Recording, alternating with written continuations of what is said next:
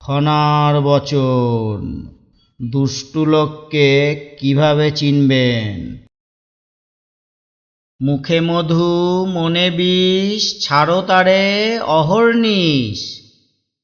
অর্থ, যে ব্যক্তি মুখে সর্বদা মিষ্টি মিষ্টি কথা বলে কিন্তু মনে মনে তোমাকে হিংসা করে, তোমার খারাপ চায়, পিছনে ফাঁদে ফেলবার চেষ্টা করে, লোকের কাছে ছোট করবার চেষ্টা করে, এমন লোককে বিষধর সাপের মতো এড়িয়ে চলাই উচিত।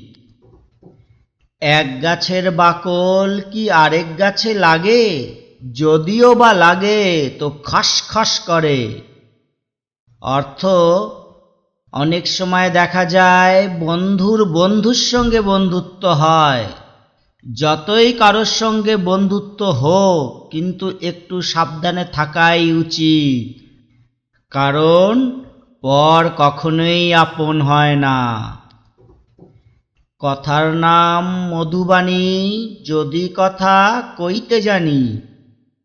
অর্থ, কিছু মানুষ মিষ্টি মিষ্টি কথা বলে, কথার জালে ফাঁসিয়ে কার্যোদ্ধারের চেষ্টা করে, এমন লোক অত্যন্ত খল স্বভাবের হয়, তাই এদের থেকে সাবধান থাকতে হয়।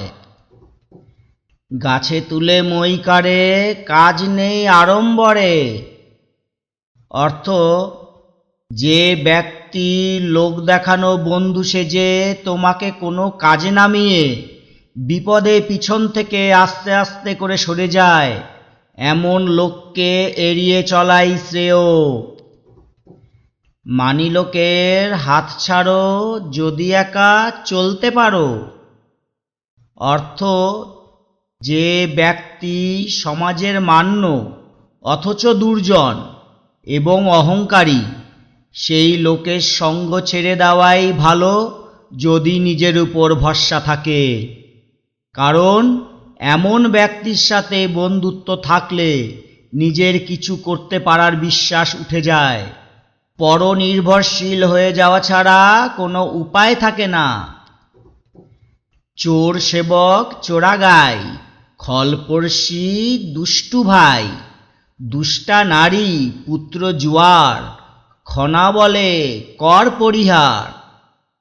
অর্থ, নিজের অধীনস্থ লোক যখন কাজ করে না, কাজের ফাঁকি দেয়, যে গাই দুধ দোয়ানোর সময় দুধ তুলে রাখে, সে দুষ্টু গাই।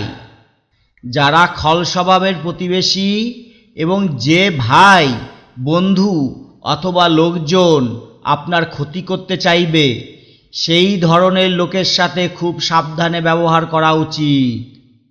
এছাড়াও খনার মতে, যে নারী নিজের স্বামীর পরিবর্তে পরপুরুষের দিকে আকর্ষণ থাকে বেশি, এবং যে পুত্র জুয়ারি, তাদের সঙ্গ সবসময় বর্জন করা উচিত।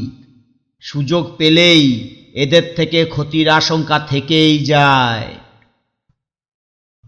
বন্ধুরা, ভিডিওটি ভালো লাগলে একটি লাইক ও শেয়ার করে আমাকে সহযোগিতা করবেন। আপনারা ভালো থাকবেন, সুস্থ থাকবেন। ধন্যবাদ।